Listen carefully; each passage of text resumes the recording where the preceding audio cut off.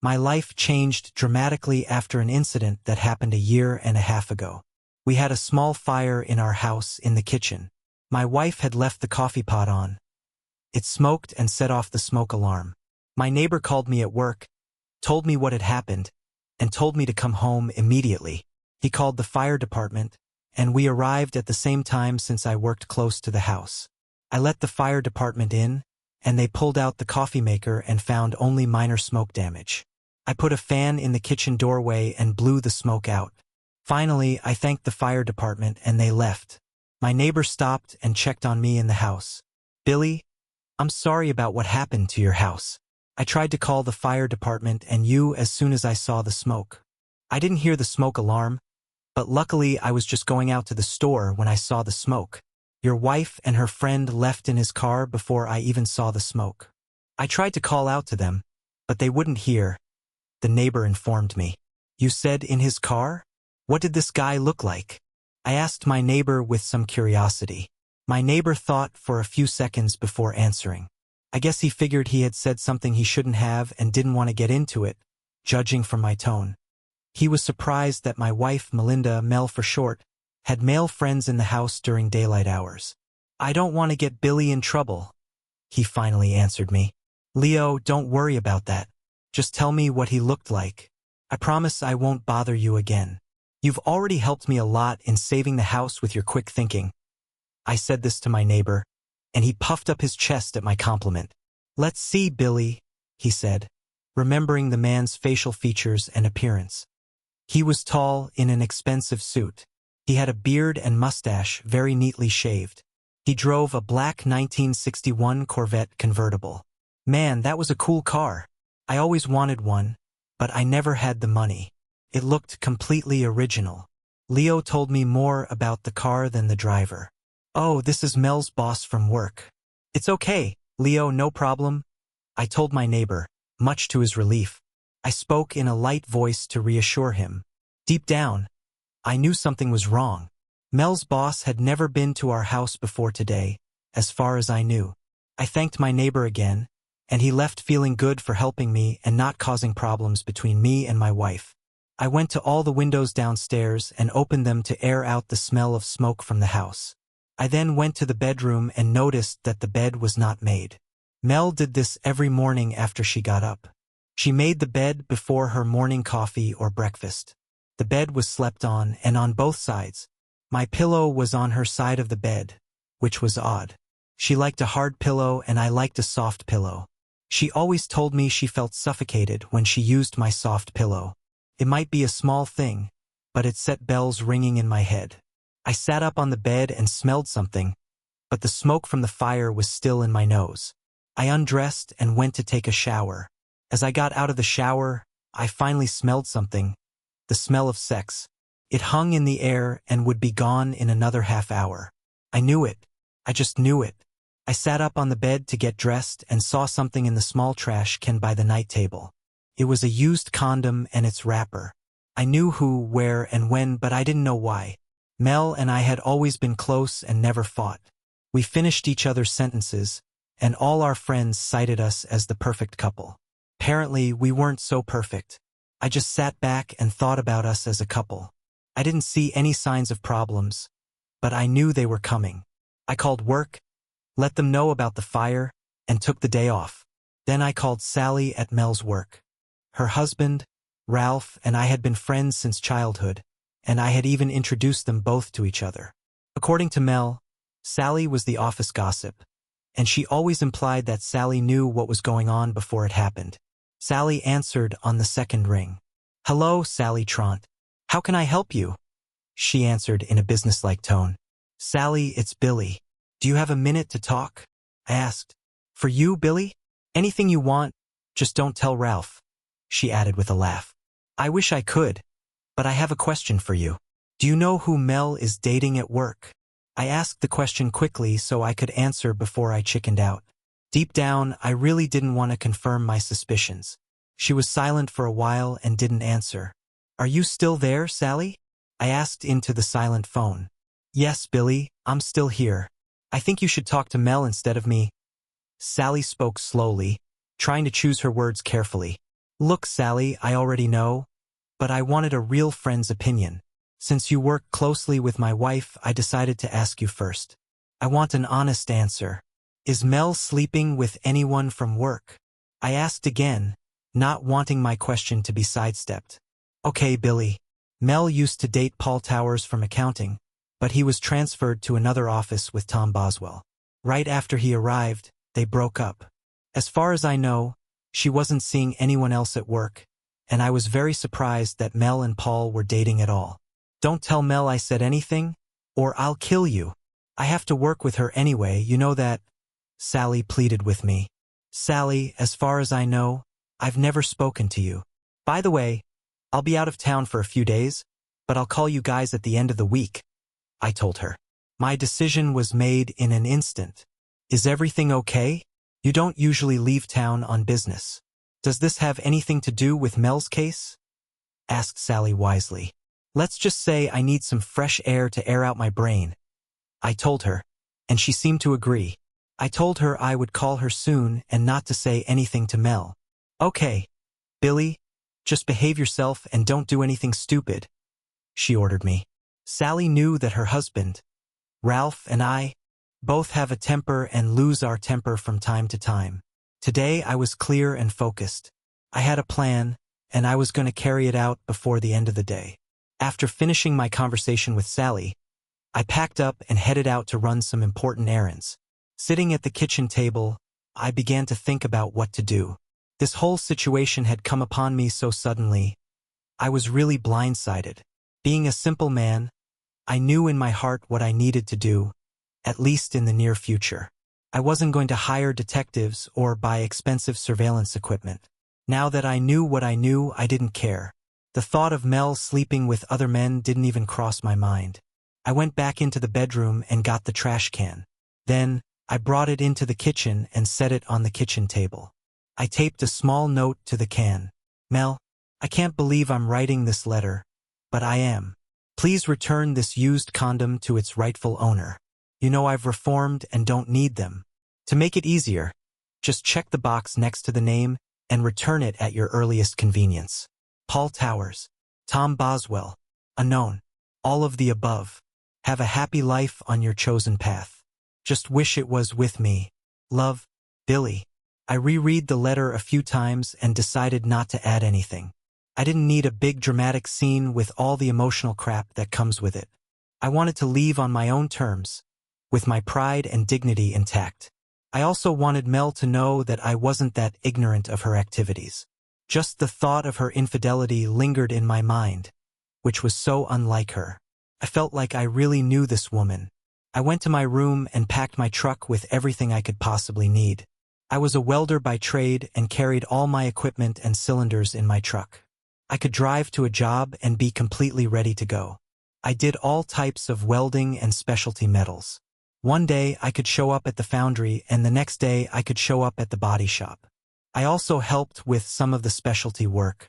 Every once in a while, a friend named Harry would bring me a safe on the back of a truck, and the guy would say with a wink that he had lost the combination. I asked no questions, opened the safe, and got some good money. One time, I even took out an ATM machine. This friend, I called before I left to ask a favor. That's right, Harry, you can't miss it. Just deliver it exactly as I said with the message I just dictated. Include a nice card with it. Yes, with flowers. That would be perfect. Thanks again, Harry. I'll call you next week when I get to where I'm going. I know, Harry. Sometimes life really sucks, but you have to keep moving forward. I finished with him. It was a small thing, but it made me feel better. I laughed, thinking about when Tom Boswell would get my present. Now, I had to get to the center of town and go into the bank. I pulled out half of our savings and maxed out my credit card. I knew I wouldn't be able to use credit cards if I tried to live a life out of line. After looking around the house, I did a last-minute check. I saw our wedding picture on the wall and reflected on the past 7+ years. Next month was our 8th anniversary. Apparently, the 7-year itch had overtaken Mel before our anniversary. I took only this picture and hid it in my stuff in the truck. I started the car and drove off. I didn't look back, and I didn't need to. My life there was over. I just had no idea where the hell I was going. More than a year and a half passed, and I found myself 4 states away from my former address. I started settling into a nice neighborhood and even started looking at a few single women in town. I hadn't had sex since I left my home. Unfortunately, my right-hand man had become my best friend for a while. I just couldn't afford to get involved again. I guess, deep down, I didn't want to be hurt again. My heart was still on the shelf. I wanted to, but I didn't try to reach out to Mel or go back to my old life. She was essentially my old life, and I was done with that. I had learned to live with the pain and move on. I only called Sally and Ralph once. It was a week after I left when I was saying goodbye to them. They tried to tell me something about Mel in court, but I wouldn't listen or even want to know. Since then, that was the only contact I had with my old life. My current boss, the owner of a huge auto repair shop, told me that I could make twice as much as I did now if I moved into accounting. That would mean my social security number would come back online, and I would be back in the network. I paid off all my bills, credit cards, and my unfaithful wife. I knew sooner or later someone would find me. A funny thought occurred to me. What if they thought Mel had killed me and got rid of me? She would have to find me to prove that I was still alive. It made me laugh. I told my boss to get me on the books. I was tired of running and hiding. I knew that's what I was doing, and sooner or later, I would have to pick myself up and deal with my problems. Running only helps for so long. Sure enough, 3 weeks later, I was about to pull out of my work parking lot when Mel pulled up in her rental car and blocked my way to the exit. I was just sitting there when she got out of the car with an envelope. I knew what was in the envelope: divorce papers. I never did anything for our marriage, and she could call me a bad husband. There was nothing I could do about it. I slowly rolled down the window, and she walked over to the truck. She looked aged and tired. The last year or so had added a few years to her. She was sad but cautious. Mel spoke first. "Billy, I'm glad I found you. Please talk to me for a minute, and I'll leave you alone. I have something to tell you, too." "Billy, I'm sorry. I know I hurt you. We need to talk, but first, I want you to read these court documents," she said as she handed me an envelope. "Mel, just hand me any divorce papers you have, and I'll sign them. Leave an address where I can mail them. Don't worry about me running around again. Those days are gone. I'm getting my life back right now. Do whatever the hell you want." I admitted to her, all the emotions coming back to me stronger than ever. "Billy, these papers are the transcript of my court case. I want you to read the testimony and evidence and then agree to meet with me tomorrow and talk. That's all I'm asking for, even if I don't deserve it." Mel was honest with me. "Whatever you want me to see, just leave it, and I'll review it. Tonight, just one question, Melinda. Why haven't I shown you love? Haven't I always been there for you? Why were you looking for something I thought you already had? Were the 7 years you spent with me so bad? Wasn't I always balancing work and home life?" I asked her these questions in quick, rapid-fire order. I had had these questions since day one, and they had been running around in my head for over a year now.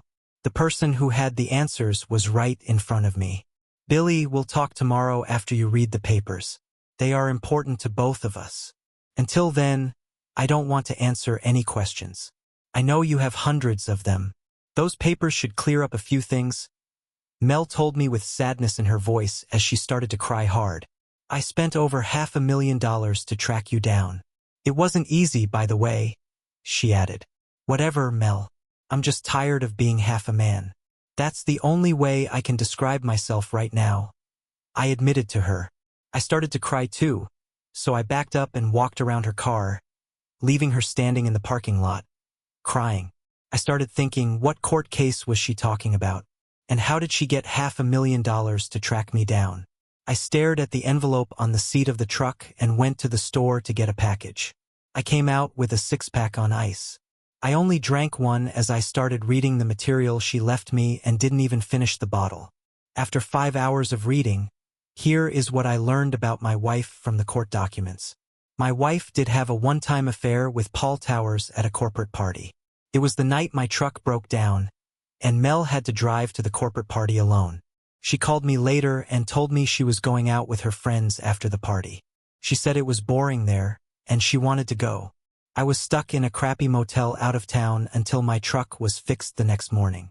She accused me of not taking her to an important corporate party. That's all I remember about that night.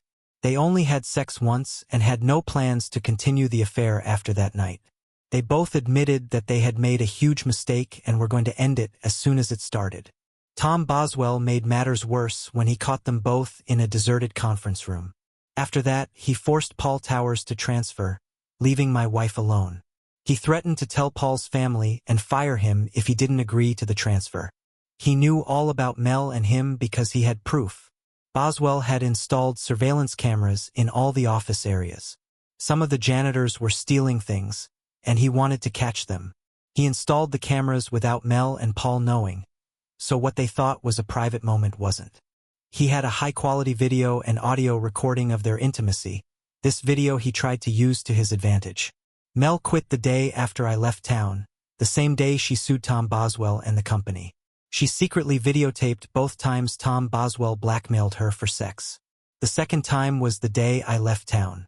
Mel made him talk about what he would do to her if she didn't comply with his sexual requests, right on the hidden videotape. That was her best evidence. Even Paul Towers was brought back to testify against being blackmailed by Tom Boswell. Of all the material in the envelope, I found the transcript of what Paul and Mel said to each other that night after having sex in the conference room to be the most revealing. This is a copy of what was said after they finished having sex. This is a transcript from a videotape that Tom Boswell made. Male voice: I feel really funny, Mel. You're beautiful, but I love my wife. We shouldn't have done this. I hope you don't have any feelings for me. Female voice: Paul, I don't know what to say. I don't have any feelings for you in that sense. I'm just flattered that you paid attention to me. This is the biggest mistake I've made in my life. Billy is the best thing I ever had, and I don't want to lose him over drinking and flirting and being mad at him for not being here. It's with Billy that I should have been slow dancing or sneaking away. Not with you. Don't take this the wrong way, Paul, but I think we both made a huge mistake. I wonder if I'll be able to look Billy in the eye tomorrow. Male voice: I know. This will probably bother me for a while. I do love my wife. It's just that you were here, and you look so damn sexy. I have no excuse other than to say I'm sorry. As far as I'm concerned, Mel, we weren't here and it never happened. Female voice: I agree with you. I acted stupidly and risked the love of my life for what? I'm still not sure what I was doing. I felt guilty before I even started. I wanted to stop before we even started, but I didn't know how. Male voice: I wanted to, but I couldn't stop being a man at first. As soon as you were in this room, I knew I wasn't going to back down. And even though I knew it was the right thing to do, the little head was thinking for the big head. Female voice: Okay, Paul, let's act normal and we'll leave separately. I won't say anything unless you want me to. Male voice: Okay. Only, it's our secret, and no one but us will know. Female voice: That was a knock on the door. It's Tom Boswell. Just try to act natural. Let me do the talking. Tom Boswell never recorded the next part of the conversation on his tape. It ends with Mel going to the door to talk to this jerk. I wish I could meet Mr. Boswell in a dark alley sometime. I would show him the fear of God and personally introduce Tom to him. After all was said and done, I looked at the last page where the monetary awards for the case were listed. I was very surprised. Mel was awarded $3.2 million. Tom Boswell was fired and, as of today, has served 5 months of a 6-year prison sentence. The fact that I left town after learning of Mel's affair seems to have helped her. According to the judge's final report, he believes Mr. Boswell deserved all the blame, and Mel was a pawn in Tom's actions. At the very bottom of the page was Mel's cell phone number. Hello, this is Melinda. She answered. I still needed to talk to that voice I missed so much. I needed answers and I was ready to get them. Mel, it's Billy. Could we meet somewhere to talk privately? Maybe tonight instead of tomorrow. I asked her. Please come to my motel room, and we can talk. I'd really like that. I've missed you so much, Billy. I so wish I could somehow put it into words for you. I'm at the Twin Pines Motel on Highway 43, room 119. I'll be waiting for you. Please come and talk to me, Billy. No more running, please, she said with real pain and agony in her voice. Just give me a few minutes, and I'll be right over, I told her, grabbing a cooler, beer and ice. I figured a few drinks might lighten our mood a little. Maybe this was my way of making up with the person I still loved so much. I drove with the feeling that I was going to solve my problems once and for all, no matter what happened in the end. It took a minute before I worked up the courage to get out of the car and walk into room 119. How much I missed Melinda and everything about her. I had just realized this fact when I knocked on the door of her room. Mel opened the door, gave me a painful hug, and kissed me on the cheek. Then she pulled back, hoping she hadn't gone too far. I smiled sadly, and she realized how much I missed her. I hugged her back just as tightly. Then she started to cry softly. Billy, thanks for stopping by. Please come in and calm down. I have some food on the table if you want some. I haven't had much of an appetite lately, she admitted to me. Have a beer for now. I'm not that hungry. I held out an open beer to her. I opened mine and we both sat down on the edge of the bed, as if that was the plan. I waited for her to speak because I had 100 questions and 100 things I wanted to say, but couldn't think of any at the moment. All I wanted to do was hug and kiss her. Billy, I made a big mistake, and I'm going to have to pay for it for the rest of my life. I lost the love of my life, my job, and my self-respect. And the money the court awarded me makes me feel even worse. Mel told me with tears in her eyes. Since the day you left, I've been, what did you say? Half a man? Well, that's what I am too. I love you more than words can express. But I also know that I have hurt you deeply. Yesterday you asked me why. You wanted to know why I had backed away from the best thing God had ever given me. Well, I was a foolish and unwise girl that night. I was angry that you weren't with me. I drank and let Paul Towers flirt with me. I loved the attention you couldn't give me. In short, I was an idiot. At the end, Mel bluntly said, I didn't enjoy my time with Paul. I felt so damn guilty and wanted it to be over as soon as we started. He didn't excite me at all. There was no love in it. There was no intimacy in what we were doing. No wonderful stroking of my back. There were no kisses on the neck, which you know I like so much and which turn me on. I felt like and still do. Mel told me how she felt. I wasn't going to tell you about Paul. I wanted it to be swept under the rug and forgotten. Then Tom, my boss, got involved. I tried to record him using my cell phone, tried to get him to ask me for sex. I thought that if I got rid of him, I could forget the whole problem and stay together with you without you knowing. I should have come to you from the beginning, but I was afraid we would become what we are now, strangers who still love each other, she said with a tenderness I hadn't seen in years. I had to be with Tom one last time and have him threaten me on tape. It was the only way. He insisted we use our bed. I guess that's some male territory thing. I had to agree, but I told him he had to wear a condom. It was the same one you left for me on the kitchen table. If I didn't have proof of his blackmail, I'd just be the girl from the office that her boss caught in bed with some guy from accounting at a company party. His video proved I was and I wouldn't have a leg to stand on. She told me of her thoughts. I came home the day you left and pulled out the camera I had hidden on my dresser. I rewound the tape a bit and saw you on it, peering into the trash can in the bedroom. I was crushed when I realized you knew about my infidelity. I didn't even see your note until I left the bedroom. I wanted to tell you and ask for your help, but I knew you would kill Tom Boswell before he even got to the courtroom. Mel told me, looking me in the eye, I know you, and you'd be in jail right now if I told you. I'm in jail right now and I hate it, was all I could say. I made Mel jump as I raised my voice. I calmed down and let her continue. The day you left, I cried for 3 days straight.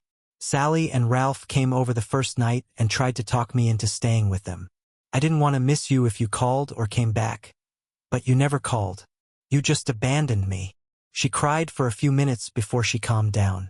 I don't blame you one bit, Billy. It's my fault. I knew you'd never contact me again unless I called you first. You just getting up and leaving is right up your alley. I know I ruined my life when I saw you gone for good. I used the money from the lawsuit to track you down. I knew it was only a matter of time before you showed up, But I didn't know if you'd find someone new by then. Mel recounted her thoughts.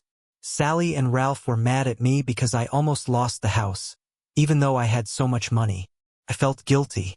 I didn't spend a dime until I started looking for you. I decided that was the best use for the money. I went to work at Wally's Waffle House, but I couldn't pay off everything you left in our savings and what I was earning. Remember the place we used to go for breakfast when we first started dating? Wally gave me a job and it felt good to earn honest money. The other money in the bank was dirty, and I didn't need it at all. Melinda told me about her life without me. Eventually, Sally and Ralph convinced me to pay off the house debt and wait to see if you would come back. I knew in my heart that if I didn't hear from you in the first week, I would never hear from you again. After telling this, Mel cried even harder. I haven't seen you once since you left. I look for you and your truck every night when I get home. I'll only start moving on with my life when you tell me it's over between us. The only thing I changed in the house was buying a new bed. I wanted you and I to make it. Otherwise, I was determined to sleep on it alone for the rest of my life. She told me, trying to hold back tears. I was a fool, and I want you back so badly that words cannot express. I've regretted my act for over a year now. I'm so sorry, and I love you more now than I did when I married you. Will you forgive me, Billy? Mel asked me with genuine passion in her voice.